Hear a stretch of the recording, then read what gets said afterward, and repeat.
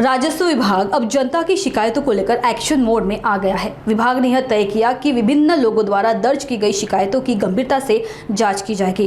राजस्व मंत्री चंद्रशेखर बावनकुळे संभाजीनगर में मीडिया से बात करते हुए इसकी जानकारी दी। नाही, माझ्याकडे एक तक्रार आली आहे नागरिकांची की काही त्यात अनेक विषय लिहिलेले आहेत। मोठी तक्रार आहे, त्यावर आमच्या अतिरिक्त मुख्य सचिवांना मी याबद्दलची तपासणी करण्याकरता सांगितलेलं आहे। आज तर माझ्याकडे तक्रार आली आहे, पण अजून चौकशी व्हायची आहे। चौकशी करणार आहात?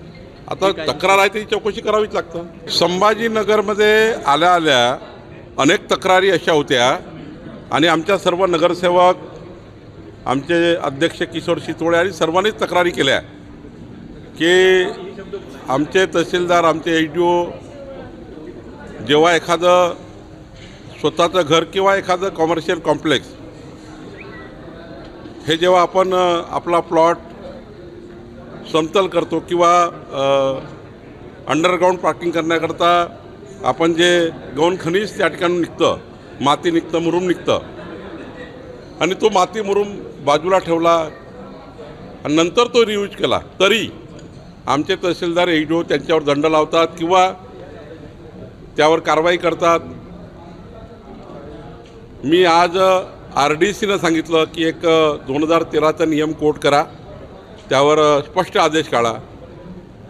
कुठलंही गौण खनिज एकदा एखाद्या कॉमर्शियल वापराकरता किंवा घरगुती वापराकरता ते रियूज होत असेल, त्याच प्लॉटवर ते पुन्हा वापरलं जात असेल, बॅकफिलिंग करायचं असेल तर त्यामध्ये वेगळं स्वामित्व घ्यायची गरज नाही, त्या गौण खनिजावर दंडाला आकारण्याची गरज नाही। हा नियम 2013मध्येच आहे।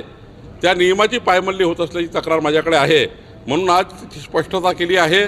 आणि यानंतर कुठल्याही घरमालकांनी किंवा कुठल्याही व्यावसायिकांनी तुमच्या प्लॉटमधनं निघालेलं जे गौण खनिज आहे ते तुम्ही जर रियूज करणार असाल तर त्याला कुठलंही स्वामित्व देण्याची गरज नाही, कुठलाही दंड आकारण्याची गरज नाही, कुणालाही त्या ठिकाणी असा हरासमेंट करण्याची कोणी अधिकारी हे काम करणार नाही।